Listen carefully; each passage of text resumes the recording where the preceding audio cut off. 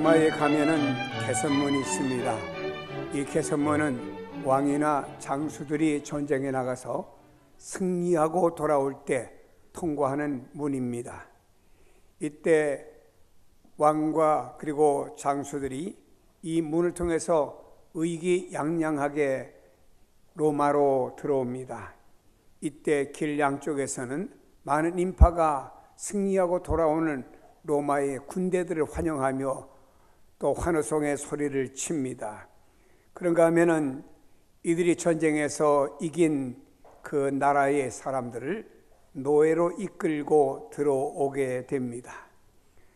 원로들 앞에 서게 될 때, 그리고 장군들이 왕 앞에 서게 될 때 황제께서 이들의 수고를 취하하는 내용들이 있습니다. 이 로마 개선문을 향해서 들어오는 이 장수들의 느낌과 기쁨이 어떨까라고 하는 것은 우리가 로마에 가서 그 개선문을 바라볼 때마다 한번 상상을 해볼 수가 있습니다. 현재도 한 나라의 대통령이 어느 지역을 지나갈 때 많은 경호원들과 경호차들과 그리고 그 인도에는 경찰들과 그 대통령을 환영하는 인파들에 의해서 환영을 받으며 목적지를 향해 가는 모습을 지금도 우리가 목격해 볼 수가 있습니다. 그러나 오늘 성경에 와서는 이렇게 말씀을 시작합니다. 그들이 예루살렘에 가까이 가서라고 그랬습니다. 자, 예수님께서는 이 땅에 오실 때 세 가지의 직분을 한 몸에 가지고 오셨습니다. 왕이시며 선지자며 제사장입니다. 우리가 구약 성경을 볼 때는 새 직에는 기름을 부어서 그 직을 인정합니다. 왕에게 기름을 부어서 당신은 이스라엘의 왕이다. 선지자에게 기름을 부어서 당신은 이스라엘의 선지자이다. 제사장에게 기름을 부어 당신은 이스라엘의 제사장이다 라고 하며 그 직을 인정하는 것입니다. 그렇다면 예수님 안에는 세 가지 직을 주님은 그 안에서 감당하셨습니다. 선지자와 같이 구약의 선지자들은 하나님의 메시지를 받아갖고 백성들에게 전달하는 전달자들로서 그들이 쓰임을 받았습니다. 예수님은 하나님의 뜻을 3년 동안 공생해서 이스라엘 백성들에게 전해서 하나님 앞에서 선지자의 사역을 감당했습니다. 그런가 하면 예수님은 제사장이셨습니다. 구약의 제사장들은 백성들이 가지고 있는 제물을 잡아가지고 하나님 앞에 드림으로 인해서 이 제사에 대한 역할을 감당했습니다. 예수님께서는 어린 양이나 염소의 피가 아닌 자기의 십자가에서 피를 가지고 하늘 지성소에 들어가셔서 하나님께 보여드림으로 인해서 구속, 대속의 완성자가 되어주셨고 인류의 구원자가 예수 그리스도가 되신 사실입니다. 그런가 하면 예수님은 만왕의 왕이셨습니다. 하늘과 땅을 만드셨고 예수님은 모든 것의 진정한 통치자이시며 예수 그리스도를 믿는 모든 사람들에게 진정한 왕은 예수 그리스도라는 사실을 우리에게 증거해 주고 있습니다. 그래서 예수님은 잠깐 육신의 몸을 입고 이 땅에 오셨지요. 그러나 빌라도가 십자가에 예수님을 못을 박을 때 죄목 아닌 죄목을 달아서 그 십자가 위에다 달았습니다. 유대인의 왕이라는 죄목이었죠. 이와 같이 예수님은 자신이 왕이심을 증거한 것을 보게 됩니다. 그러나 여러분, 로마의 개선문이나 현재 한 나라의 대통령이 어느 지역을 가도 참으로 그 가는 일행이 어마어마한데 왕이신 예수님이 예루살렘으로 입성하시는 그 길은 너무나 초라하셨던 것을 볼 수가 있습니다. 인류의 구속을 완성하시기 위해서 예루살렘으로 완성하시는 예수님의 일행은 아주 초라했다라고 하는 것입니다. 예수님께서 예루살렘을 가시는 길목인 벳박에 이르게 되었습니다. 예수님께서 2명의 제자를 불렀습니다. 2명의 제자가 누군지 이름을 성경에 기록하지는 않았습니다.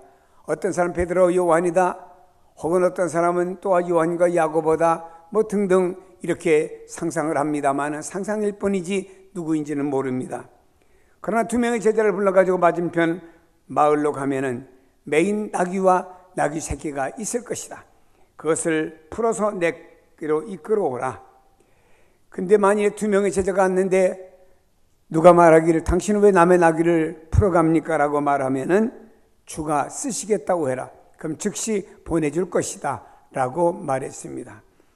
여러분, 마가복음이나 누가복음에 보면은 예수님이 나귀 새끼를 타셨다고 하는 여기에 초점을 맞춥니다만, 마태복음에 와서는 나귀와 나귀 새끼를 언급한 것을 보아서 사실에 충실하였음을 볼 수가 있습니다. 예수님께서 왜 나귀 새끼를 타셨을까요? 그 이유가 뭘까요?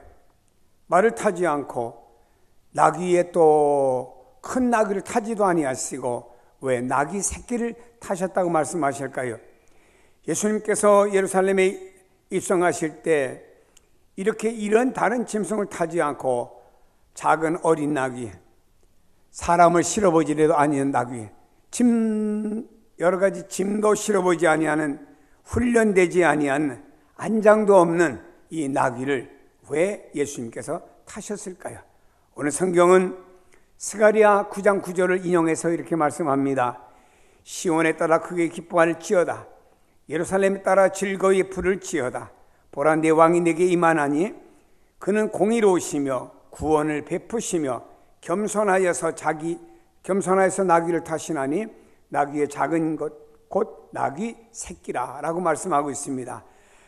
성경은 구약 성경 스가랴를 가져다가 이곳에 접목을 시키면서 예수님은 어떤 분이냐, 이미 구약 성경에 이런 모습으로 예수님 오신다고 예언하신 그 예언의 말씀을 성취함으로 인해서 하나님이 준비하신 분이시고 그냥 나타나신 분이 아니고 이 예언하신 말씀대로 성취자로 오신 확실한 역사적인 인물이라고 하는 것을 우리에게 증거해 주고 있는 것입니다. 성경에 말씀합니다. 시온에 따라 이스라엘 백성을 가리키죠. 그에 기뻐할지어다. 예루살렘에 따라 이스라엘을 말하는 것입니다. 즐거이 부를지어다. 네 왕이 내게 임하나니 그는 어떤 분이죠? 공의로우신 분이고 구원을 베풀기 위해서 이 땅에 오르시고 그분은 겸손해서 나귀를 타시나니 그것도 아주 겸손하셔서 아주 작은 나귀 새끼를 타셨다. 우리 예수님께서는 왕이셨지만 겸손하셔서 나귀 새끼를 타셨다라고 말씀을 하고 있습니다. 주님은 겸손하신 분이었습니다. 하늘 영광을 등 뒤에 버리시고 이 땅 유대 땅 베들레헴 그 낮은 곳까지 낮아지신 겸손을 우리에게 말씀하고 있습니다. 우리 세상에서 스펙이 좋다든지 뭔가 남다른 무엇을 가지고 있고 남다른 좋은 이력서를 가지고 있을 때 우리 이것을 가지고 다른 사람에게 말하고 나도 모르게 내 어깨에 힘이 들어가며 겸손보다는 교만이라는 단어가 우리에게 올 때가 많이 있습니다. 여러분, 주님은 겸손하셨는데 그 주님 앞에 주님을 믿는다고는 우리가 어떤 작은 것 하나라도 자신만만하다고 해서 거기까지 우리가 교만할 수가 있는가라고 하는 것입니다. 오늘 예수님께서는 구약의 예언의 말씀을 성취하시기 위해서 나귀를 타시고 예루살렘에 입성하셨다고 말씀합니다. 그러면 예수님이 역사적인 인물이시고 구약의 예언대로 오셔서 그 예언하신 말씀대로 그대로 이루신 예수 그리스도이신 줄로 믿습니다. 다음에 여기 있는 나귀는 평화를 상징하는 동물입니다. 당시의 사람들은 예수님을 정치적인 메시아로 생각을 하게 되었습니다. 여러분, 이 당시 예수님 당시에는 로마라고 하는 나라에 의해서 이스라엘이 지배를 받습니다. 경제와 정치와 사회적으로 압박과 여러 가지 어려움 속에 있습니다. 이때 이들은 자기 나라를 강력한 어떤 지도자, 막강한 파워를 가진 지도자가 와서 메시아로서 이 민족을 로마의 압제 속에서 건져주시기를 원하고 있었습니다.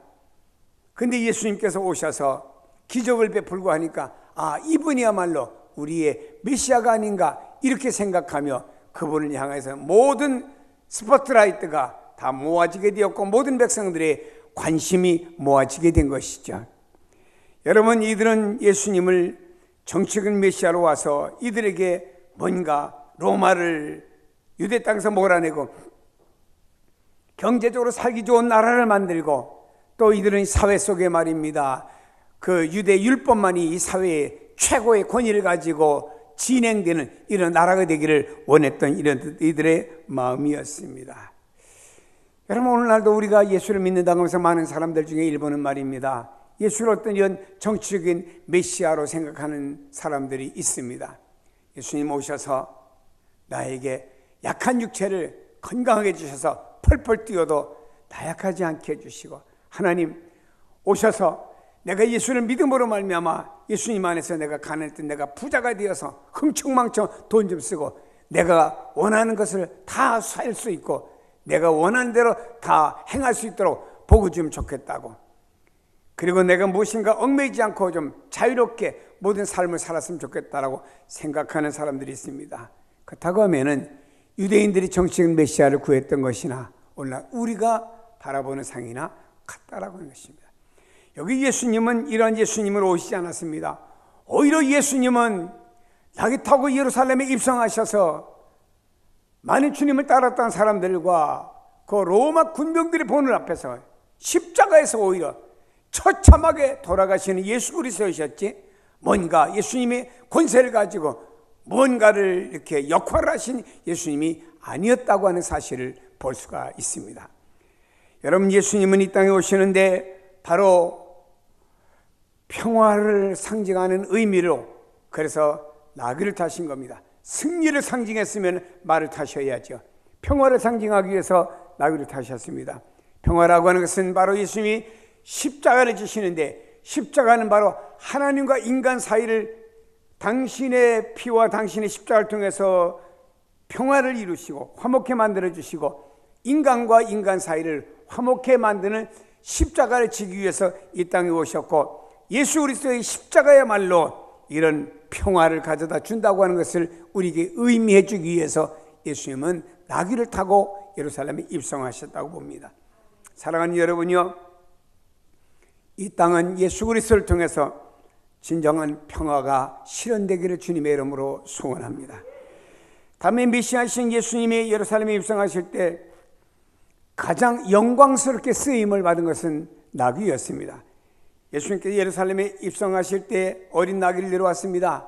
그 나귀 위에다가 제자들이 말이야, 자기들이 겉옷을 벗어가지고 그 겉옷이 좋은 옷, 비싼 옷, 혹은 뭐 서민들이 입는 옷이든지 간에 그 옷을 벗어가지고 그 위에다가 얹으면서 안장을 마련해 주었습니다. 여러분, 그러므로 나귀가 이제까지 입어보지 못하던 옷도 입고 안장을 앉혀주죠. 이것은 나귀를 아름답게 보이기 위해서 거기다가 옷을 입혀준 것은 아닙니다. 이제 봄이 되었습니다. 밖에 나가보니까 많은 분들이 강아지를 이끌고 밖에 나와 운동하는 모습을 보게 됩니다. 근데 어떤 강아지는 옷을 입었어요. 아주 예쁜 옷을 입고, 어떤 강아지는 또 모자까지 썼습니다. 여러분, 근데 그 강아지가 밖에 나와 운동하고 싶다고 하니까 주인이 강아지를 위해서 헌신해 줍니다. 그래서 강아지가 가는 대로 끌고 가고, 강아지가 또 볼일을 보니까 주인은 미리 가져온 비닐 봉지에서 그걸 담아가지고 해서 또 넣어가지고 가다가 버리겠지요. 야, 참 걔도 좋은 세상에 살고 있구나 하고 느껴봤습니다. 주인이 이 강아지를 위해서 그렇게 서비스해주고 잘해주다니. 여러분, 이 강아지는 말이에요, 예쁘게 보이고 겨울에 춥지 말라고 주인이 털도 없으니까 옷도 만들어줬습니다만은 여기 있는 나귀를 위해서 이렇게 옷을 얹어준 것이 아닙니다. 이것은 바로 누군가 그 나귀에 타게 하기 위해서 제자들이 옷을 벗어 얹었습니다. 그런가 하면은 주님을 따르는 사람들이 앞과 뒤로 쫙 주님을 따르게 되었습니다. 근데 이 사람들이 자기들의 겉옷을 벗어가지고 말이네, 길에다 쫙 펴며 카펫 대신에 이들이 벗어놓은 옷을 위로 나귀가 덥적덥적 걸어가는 이런 역사가 일어나게 되었죠. 그런가 하면요, 군중들은 종려나무 가지를 꺾어가지고 흔들면서 예수님 환영합니다. 어른들 따라서 왔던 아이들도 종려나무 가지를 흔들면서 말합니다. 호산나 다윗의 자손이여 찬송하리로다. 주님의 이름으로 오신 이요라고 하면서 예수님을 환영했습니다. 예수님께서 예루살렘에 들어가시간 온 성이 발칵 뒤집혔습니다. 아니, 누가 들어오길래, 어떤 분이 오길래 이렇게 대대적인 환영이 이루어지고 이런 역사가 있느냐라고 온 성이 예루살렘에 완전히 예수님으로 화제가 되게 된 것입니다. 그래서 누구냐라고 물었을 때 어떤 사람이 말했습니다.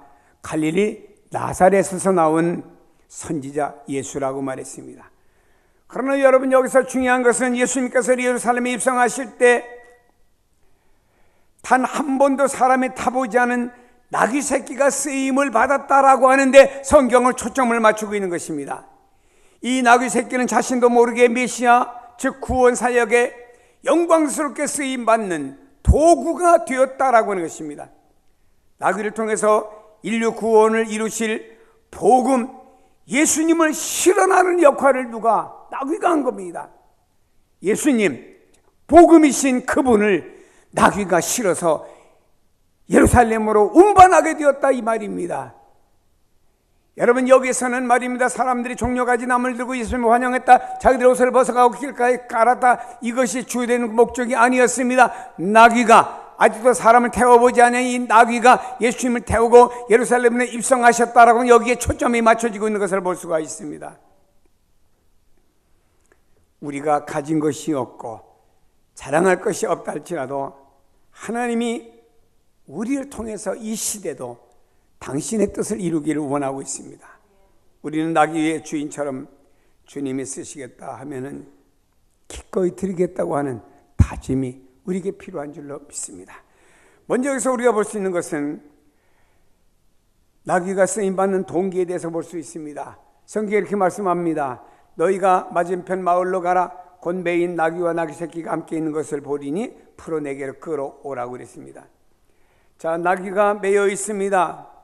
근데 그것을 풀어가지고 예수님께로 이끌어 오라고 주님께서 말씀했습니다. 이유는 주님이 예루살렘에 입성하시는데 주님의 구속 사역을 위해서 이 나귀를 쓰시겠다라고 하는 것입니다.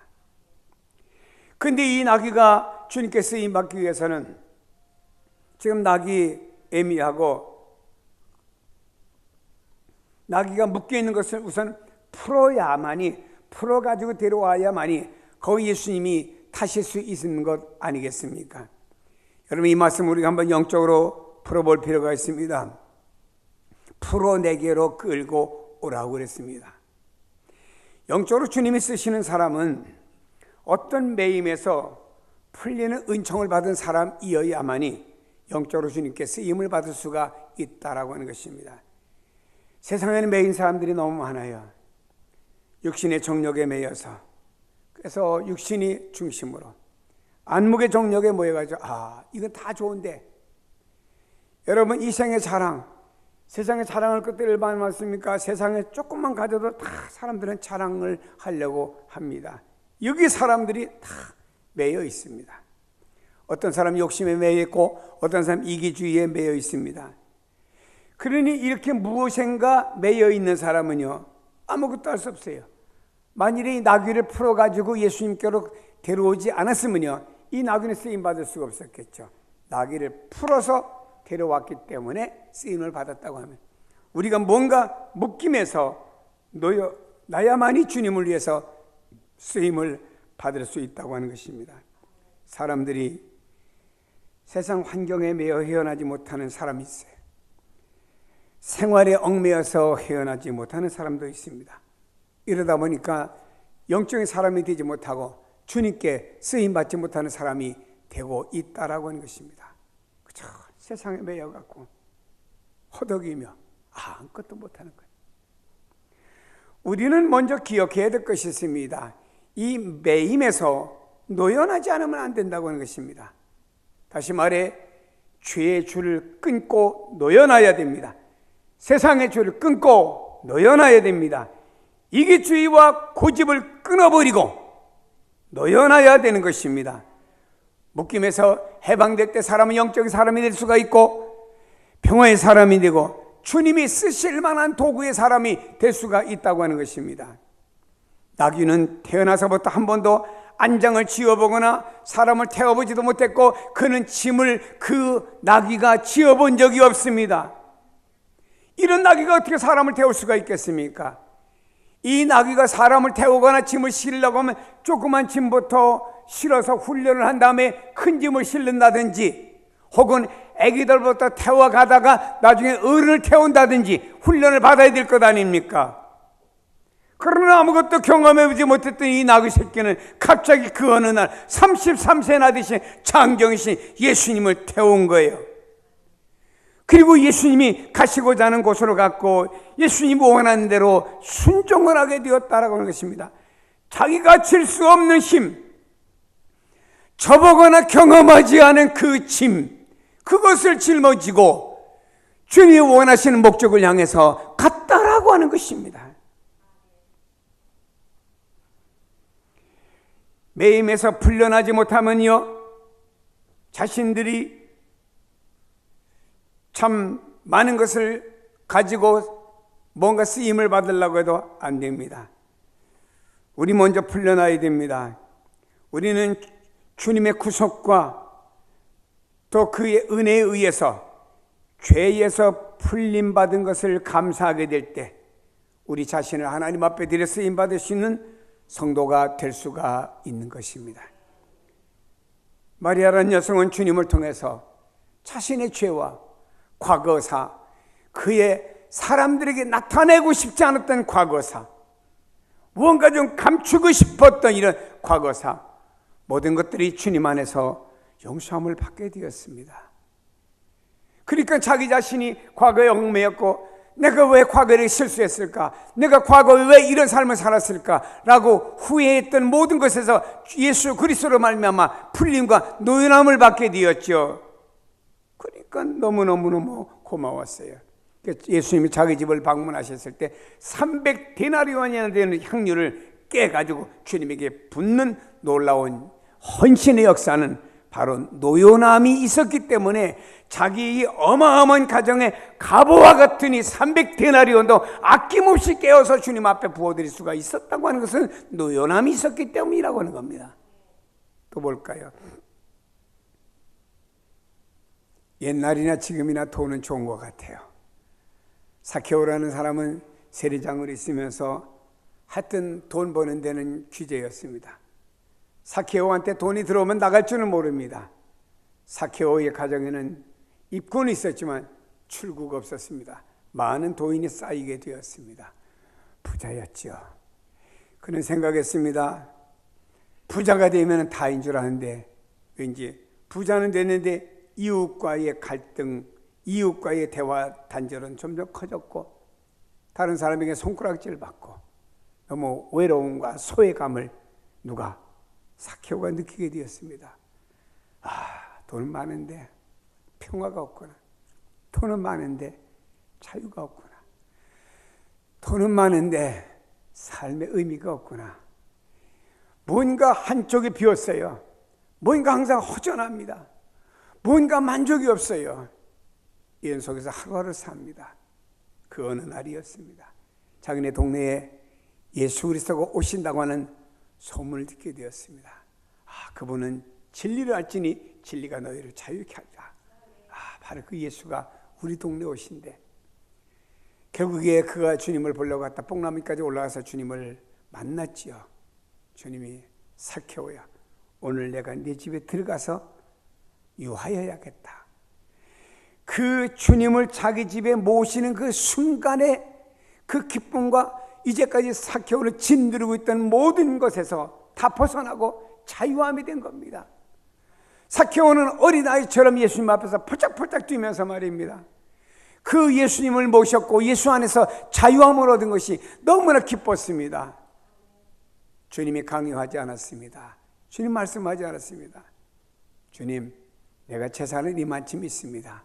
근데 내가 뚝 잘라서 우리 동네 가난한 사람 많습니다. 아무 이권 없이 다 나눠주겠습니다. 주님, 내가 누구의 것을 이렇게 세금 받을 때 좀 억울하게 한 것 같습니다. 미안합니다. 그들의 사배를 더해서 갚아주겠습니다. 어떻게 이 돈만 하는 수전노가 이렇게 그 주머니가 열릴 수가 있습니까? 그것은 주님을 만남으로 말미암아 자신의 모든 것들이 풀려날 때 가능했다라고 하는 것입니다. 여러분, 아니라고 부정할는지는 몰라도 여러분들은 많은 사람들이 무엇인가 다 지금 묶여들 있습니다. 평화도 없고 감사도 없고, 그 묶여있는 그러한 것들이 한숨을 쉬고, 봄이라는 계절이 오며 싹들이 움트니까 아이들은 말입니다, 싹이 움트는 거 없어요. 이파리가 솟아난다고 엄마 와보라고 기뻐하면서 엄마를 부르고 있는데, 엄마는 와서 움돋는 이파리 보더니 한숨을 푹 내쉬며 또 봄이 왔구나. 똑같은 내용을 보면서 이 아이는 기뻐 뛰며 어쩔 줄 모르는데 이 엄마는 왜 한숨을 푹 내쉬는 것일까요? 무엇인가 묶여있다 이 말입니다. 우리 그리스도인들은 말입니다, 이런 묶여있는 것에서 자유함을 주시기 위해서, 영적인 자유함을 주시고 또 영적인 자유함이 풀릴 때 우리 육적인 모든 것들도 자유함을 주시기 위해서 주님이 이 땅에 오신 줄로 믿습니다. 주님은 우리를 묶고 구속하시기 위해서 오신 것이 아니고 우리를 풀어주고 자유하기 위해서 이 땅에 오신 줄로 믿습니다. 그 예수님 안에서 자유를 얻어야 됩니다. 다음에 중요한 것이 있어요. 주님의 손에 뭔가 들여져야 쓰임을 받을 것 아닙니까? 예수님 당시 로마 압제 속에서 대부분의 사람들이 가난하다고 말씀을 드렸습니다. 근데 여러분, 이 나귀의 주인은요, 나귀가 재산이며 생계 수단이 되기도 하는 것입니다. 요즘에 다큐에 보면은 저기 그 몽골이나 이런 데서 그 나귀에다가 말입니다, 혹은 또 이런 우리 아시아 일부 지역에서 나귀 혹은 말에다 뭘 잔뜩 싣고 며칠을 가더라고요. 가다 노숙하고 가서 그 다음에 그 치렀던 짐들을 갖다가 풀어놓고 물물 교환해갖고 다시 또 며칠 옵니다. 이게 반복되는 삶을 살더라고요. 나는 그 광경을 보면서 내가 저 광경이라면 난 스트레스 받아 못 살 것 같다 하는 생각이 들더라고요. 근데 그들은 그 속에서 그런 기쁨이 있더라고요. 여러분, 그 사람들은요, 낙이라든지 말이라든지 쪼락말 같은 것들이 그들의 생계의 수단이고 재산이라고 하는 거예요. 그럼 예수님 당시에도 로마의 압제 속에서 먹고는 살아야 될 것 아닙니까? 이 나귀로 짐도 실어 나르고 생계의 수단이고 재산인데, 이런 나귀를 갖다가 주님 가져가세요, 주님을 위해 쓰임 받으세요 내어준다고 하는 것은 솔직히 쉬운 일이 아닙니다. 여러분에게 재산이 있어요. 집도 있습니다. 혹은 또 뭐 다른 땅도 있을 수가 있고, 여러분이 가진 것들이 있어요. 이것을 주님을 위해서 쓰겠으니까 좀 다음 주에 가시 오시죠 라고 하면은 누가 알았습니다 하고 딱 갖다 문서를 바칠 분이 누가 계실까? 아니면은 이 얘기를 듣고는 집에 가서 고민하다가 성의교회 같은 부담스러워, 다음 주부터 다른 교회로 가야 되겠어, 이렇게 시험을 받을까? 이게 사람마다 다양한 차이가 올 수가 있겠죠. 여기 이 나귀 주인은 말인데, 이런 상황 속에서 그 자기 나귀가 재산이었고 자기 나귀가 생계 수단이었던 것을 그냥 쉽게 내놓아 준다는 것은 쉬운 것이 아닙니다. 아마도 성경학자들의 말을 빌리면 나귀 주인은요, 예수님에 대해서 알았습니다. 예수님 가는 곳마다 나사로라는 사람이 살아났대, 각색병자 고침을 받았대, 오병의 기적이 역사에 일어났대. 멀리서나마나 이런 얘기를 듣고 이 나귀의 주인은 이런 믿음을 갖고 있었던 것입니다. 근데 이런 믿음을 갖고 있었는데 이 주님께서 나귀를 쓰시겠다고 제자가 왔을 때 그냥 가져가라고 아무런 생각 없이 사람이 생각이 많다 보면 번민이 많아지고 그 번민 속에는 인간의 생각이 들고 번민 속에는 말이 사탄이 들어와서 아무것도 결단하지 못하게 만드는 겁니다. 이 나귀 주인은 말입니다, 제자들이 와서 말할 때 아무런 생각하지 않고 그냥 가져가시라고, 끌고 가시라고 허락한 것이죠. 결과적으로 나귀 주인은 나귀 새끼를 내어 줌으로써 예수님의 영광스러운 예루살렘의 입성에 참여하는 사람 누가 되었습니까? 나귀 주인이 되었다라고 하는 것입니다. 하나님은 언제나 이 시대도 자신의 것을 내놓을 수 있는 사람을 통해서 하나님은 일을 하십니다. 아브라함아, 100살에 준 하나밖에 없는 내 독자 이삭을 내게 데려다가 제물로 죽여서 내게 바쳐라. 아브라함은 아무 생각하지 않았습니다. 아브라함이 한 번만 생각한다면, 아니 이삭이 죽으면 내 대가 끝나는데 또 내 애를 낳을 수도 없지, 이건 아니지. 하나님, 아무튼 이건 아닌 것 같습니다.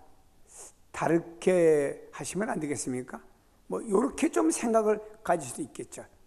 그러나 아브라함은 아니었습니다. 네, 그의 행함이 뒤따랐죠.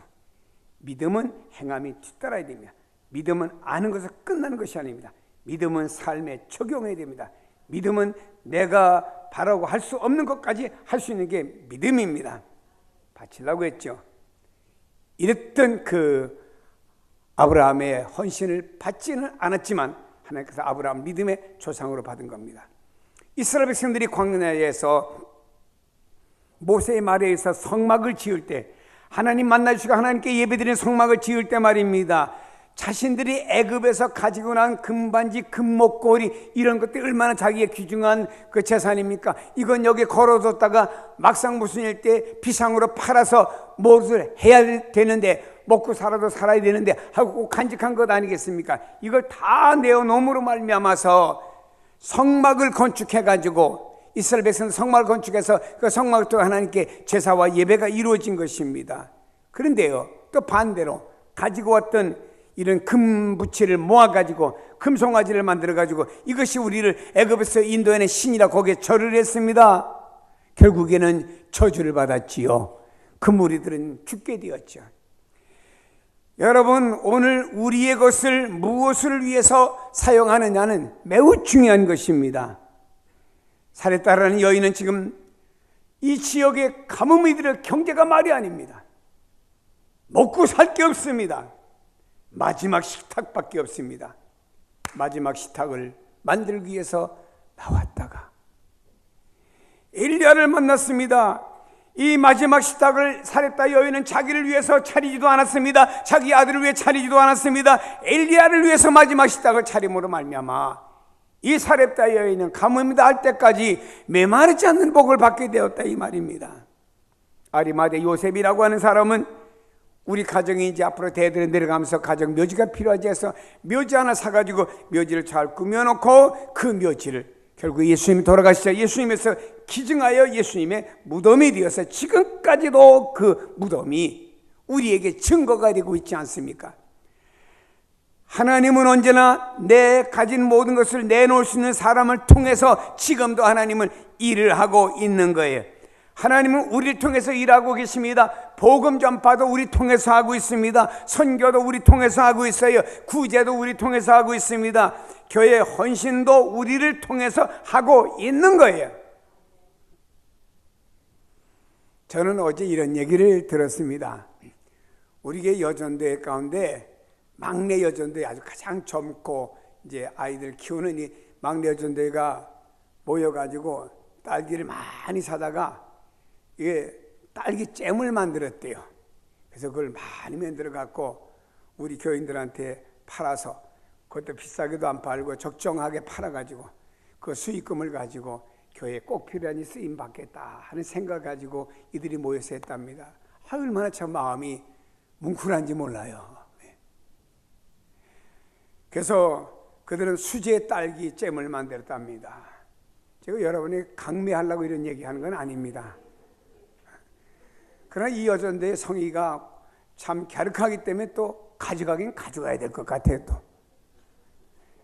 얼마나 참 뭔가 모여서 우리가 주님을 위해 뭔가를 할까? 우리의 노력으로 주님을 위해 뭔가를 할까? 얼마나 갸륵합니까? 작은 것이지만 요즘 내가 모여서 떡이나 해먹고 회의나 하고 즐기다 헤어지는 것보다는 훨씬 생산적이지 않습니까?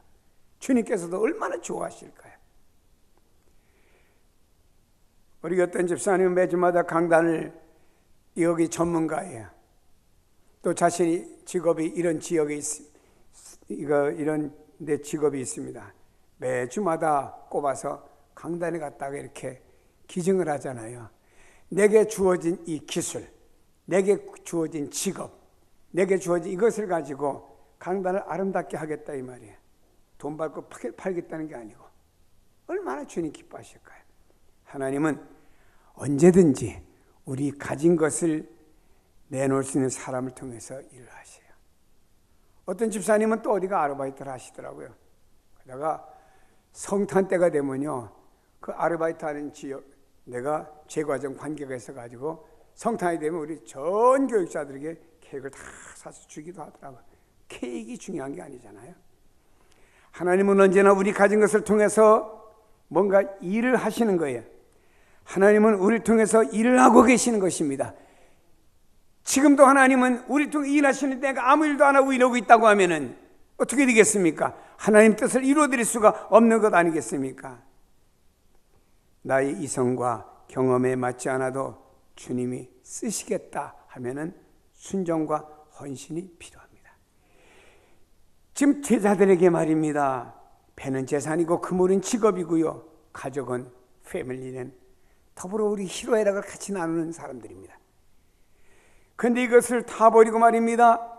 이제까지는 베드로, 시몬 베드로야, 네가 사람 고기를 낚는 어부였지만 이제부터는 너희 삶의 방향을 전환시키겠다. 사람을 낚는 어부로 바꾸겠다. 네 하고 다 거절하고 사람을 낚는 어부를 향해서 첫 발걸음을 딛게 된 것입니다. 우리에게는 하나님이 주시는 나의 재능이 있어요. 달란트가 있습니다. 세상에도 재능 기부라고 하는 게 있습니다. 내가 나의 가진 재능을 갖다 주님을 위해 쓰임받으면 장차 주님 앞에 갔을 때 내 재능, 내가 내게 재능을 주었는데 그 재능을 내게 이렇게 영광 돌렸다고 하면 주님이 얼마나 기뻐하시겠습니까? 나의 시간이 있지요. 나의 소유들이 있습니다. 이것을 우리는 작은 것 같지만, 소년의 보리떡 5개와 물고기 2마리 같이 작은 것 같지만 이것이 주님의 손에 들려질 때는 말입니다, 30배, 60배, 100배의 놀라운 열매가 맺혀진다고 하는 사실을 깨달아야 됩니다. 아리마대 요셉이라는 사람은 십자가를 지고 싶어진 거예요. 아주 억지로 십자가를 졌어요. 근데 여러분 역사에 보면 그의 후손들은 말입니다, 어떻게 되었습니까? 저에게 훌륭한 지도자가 되는 축복을 받게 된 것을 볼 수가 있습니다. 하나님은 지금도 여러분을 통해서, 우리를 통해서 일하고 계시고 일하기를 원하고 있습니다. 그런데 우리가 나는 안 하겠습니다, 다른 사람 통해서 일하세요 하면 나는 어떤 사람이 될까요? 우리는 하나님 앞에 나의 시간이든지 재능이든지 나의 몸이든지 혹은 나의 가지는 무엇을 내놓아 하나님의 사역에 쓰임받음으로 말미암아서 하나님 그 일을 통해서 일에 가신다는 사실을 기억하고 하나님의 일하심에 쓰임받는 도구와 성도들이 되시기를 축복합니다. 다음에 중요한 것은요, 나귀와 나귀 새끼를 예수님께 끌고 와서 자기들의 겉옷을 그 위에 얹음에 예수님께 그 위에 타셨다라고 말씀합니다. 나귀 위에 누가 예수님이 타셨어요? 나귀를 타심으로 말미암아 나귀가 끌려 예루살렘에 들어가고 있습니다. 근데 주변의 사람들이 종려의 나무가지를 들면서 환호성을 핍니다. 거기에는 모든 초점이 누구에게? 바로 나귀 타신 예수님에게 다 초점이 모아지게 됩니다. 사람들은 말합니다, 아니 저분이 누구야? 누구이길래 이 성이 소란해? 아, 저분은 나사렛에서 오신 선지자 예수라는 분이야. 이래가면서 많은 사람들이 그에 대한 소문을 듣게 되었죠. 사람들이 나귀의 겉옷을 얹은 것은 나귀를 위한 것도 아닙니다. 예수님을 타게 하기 위해서 겉옷을 얹은 것이고요, 사람들이 길에 옷을 벗어 깔며 종려나무 꺾어가지고 호산나 호산나 찬양한 것도 주님께 돌려드리기 위해서입니다. 사람들이 주님을 위해 쓰임받는 것도 자신들이 드러나기를 원하면 안 됩니다. 오늘의 교인들이 보면 이런 분들이 있어요. 자신들이 주님 앞에 쓰임을 받거든요. 자기가 드러나길 원해. 드러나길 원해. 어느 지역을 제가 붕해를 갔습니다. 붕해 끝나고 이렇게 저녁에 목사님 차가 안에서 빼느라고 잠깐 기다리고 있는데, 그날 저는 기도하신 장로님이 나가는 교인들에게 인사를 이렇게 하면서 교제합니다. 그 장로님이 교인들에게 이렇게 말합니다. 나 오늘 기도 잘했지? 그럼 교인들이 뭐라 그래? 대놓고 못했다고 하겠어요? 잘했다고, 은혜 받았다고 씩 웃습니다. 아니, 하나님 앞에 기도드렸으면 됐지. 거기 왜 나를 위한 반응을 왜 듣냐 이 말이에요. 이게 이해가 안 가잖아요. 우리는 뭔가 주님의 쓰임 받으면서도 사람에게 칭찬을 받고 인정을 받기를 원해. 그래서 사람이 칭찬하고 인정하면 기분이 좋고, 칭찬과 인정을 안 해주면요 별로 기분이 안 좋잖아요.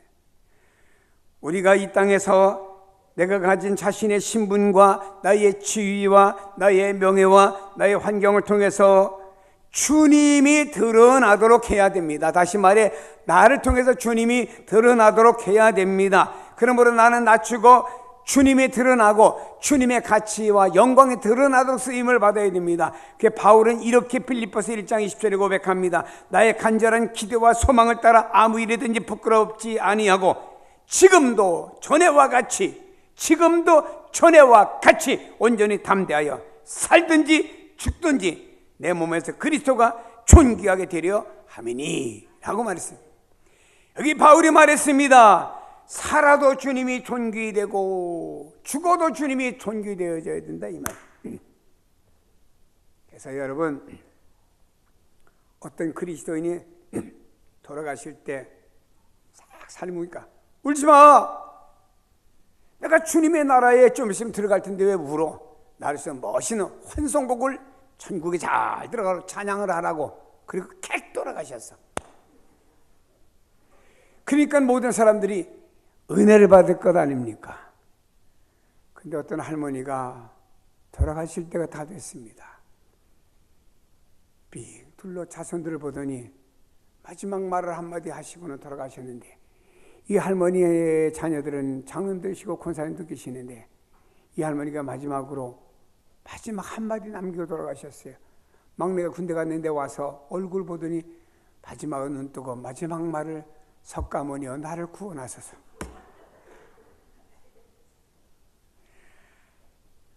자녀들은 물론 구원 문제는 하나님이 하시겠지만 그 장례를 지내는데 제가 집례를 했거든요. 근데 자녀들이 말하기를 우리 어머니 차라리 아무 말씀이나 하지 마시지.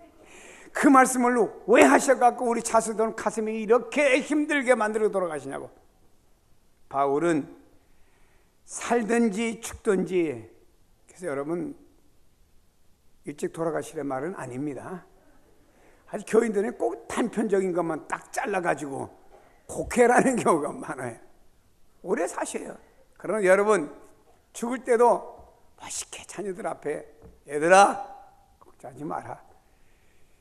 주님이 예비하신 하나님 나라가 있다. 봐라, 내 눈에는 천군 천사가 날 데리러 오는데 안 보이냐? 캑 하고 가셔봐. 그러면요 죽어도 하나님께 영광이 되는 거예요. 사도 바울은 말입니다. 살든지 죽든지, 그래서 죽을 때도 잘 죽어야 되고요, 죽는 일을 위해서도 미리 준비 기도를 하셔야 돼요. 죽을 때도 하나님 영광을 드러내며 죽게 해달라고. 권사님이 돌아가시면서 내 돈 하다 캑 가시면 되겠습니까? 왜? 여기저기 숨겨둔 거 말이요, 못 찾아가지고.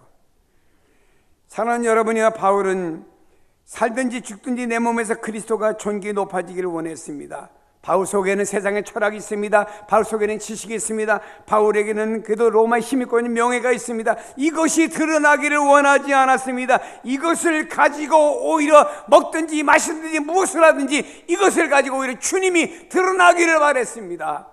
여러분, 세상의 스펙이나 잘하는 모든 것 자꾸 자랑하려고 하지 마시고 우리 그리스도인들은 변해야 됩니다. 나를 통해서 오직 예수님만 드러나도록 변해야 되는 거예요. 세상의 영광, 그만 드러냅시다. 세상의 영광은 어느 때인가 빛을 발합니다. 내가 명예가 있습니다. 내가 가는 곳마다 많은 사람들이 오셨냐고, 대통령님 오셨냐고 환영이 대단합니다. 근데 그 명예가 빛을 발해가지고 쓸쓸한 감옥에 혼자 앉아서 무슨 생각을 하겠습니까? 사람이 가진 재물, 지금 귀한 것으로 여기지만 이 재물이 어느 날 어떤 사람에게 건강에 적신하고 오니까 그 사람은 재벌이지만 자기의 건강은 고치지 못하고 식물인간으로 하루하루 살아가고 있지 않습니까? 사람에게 가진 모든 것 내 것이 아니고 우리는 나를 통해서 주님이 드러나시게 해야 됩니다. 물론 내가 주님이 어떤 일을 위해서 수고헌신하지만 나를 통해 주님이 드러나게 하셔야 됩니다. 동화 이야기와 같지만 어느 책에 이렇게 기록된 것을 제가 읽어봤습니다. 요단강 계곡에 큰 나무 3그루가 있습니다. 서로에게 꿈이 있습니다. 너의 꿈은 뭐냐? 나는 예루살렘 성전의 기둥이 되어서 많은 사람이 예루살렘에 예배하러 오는 것을 보면서 위로받고 싶어. 옆에 있는 나무에게 말했습니다. 너는 꿈이 뭐냐? 나는 지중해에 유람선이 되어서 많은 사람들이 타고 즐기는 것을 보고 싶어. 또 옆에 나무에게 너 꿈은 뭐냐? 나는 큰 나무가 되어서 가지를 뻗어갖고 산에 오르는 사람들이 내 나무 밑에서 쉼을 누리면서 하늘을 쳐다보는 것이 내 소원이야. 어느 날 목수가 와서 새 나무를 다 피워가지고 가져가 버렸습니다. 성전의 기둥이 되어 기둥이 되는 것을 소망했던 나무는 베들레헴의 말구이에 가서 다듬어가지고 짐승이 밥 먹는 밥통이 되어버리고 말았습니다. 그러나 그 밥통에 반항의 왕이신 예수 그리스도가 탄생하셔 세마포로 누울 줄은 몰랐죠. 유람선이 되어서 많은 사람을 이렇게 유람선에서 즐기게 만들려고 했던 나무, 작은 돛단배가 되어서 갈릴리 바다에서 주인 베드로의 고기 잡는 배가 되었습니다. 어느 날 예수님께서 이 배에 타시더니 배를 조금 거기서 뛰기를 해변에서 원하시고 그 해변의 사람들에게 말씀을 드렸습니다. 이 작은 돛단배와 같은 이 배는 말입니다, 예수님을 태우시고 설교 강단으로 쓰임을 받았다라고 하는 것입니다. 많은 사람이 그늘이 되어서 하늘을 바라보고 쉬길 원했던 나무는 찍혀가지고 저 골고다 언덕에 십자가로 세워졌습니다. 여러분이 많은 사람들이 골고다 언덕에 십자가를 통해서 하늘 영광의 하나님의 나라를 바라볼 수 있는 이런 나무가 되었다라고 하는 것입니다. 비록 저들의 육신의 꿈은 깨어졌을는지는 모르지만 주님의 영광의 도구로 쓰임받는 이런 나무들이 되지 않았습니까? 하나의 세상 이야기 같습니다마는 그러나 여러분의 꿈이 산산조각이 났을지라도 내 꿈은 이것이 아니었었는데, 내 꿈은 다른 것이었었는데 라고 그 꿈이 산산조각이 났을지라도 여러분이 지금 주님을 위해서 쓰임을 받는다고 하면 여러분은 영원한 가치가 있고 복된 존재가 될 줄로 믿습니다. 이번 주간이 지나고 다음 주간이 되면 고난주간을 맞이하게 됩니다. 그냥 지나가지 맙시다. 주님이 이 땅에 오셔서 나를 위해 이 땅에 오셨습니다. 나를 위해 십자가 지셨습니다. 그래 부활절에 나를 위해 부활하셨습니다. 이것을 우리가 우리 가슴에 좀 뼈저리게 느끼면서 금년에 좀 우리가 고난주가, 금년에 좀 부활주 이런 다른 마음을 가지고 우리가 하나님 앞에 드릴 때 하나님께서 여러분의 영혼 속에 주신 큰 풍성한 주의 은혜가 넘칠 줄로 믿습니다. 주님은 이 땅에 오셨습니다. 나를 위해 십자가 지셨습니다. 나는 그분을 위해 무엇을 드릴까 고민하며 살아가기를 축복합니다. 기도하십니다.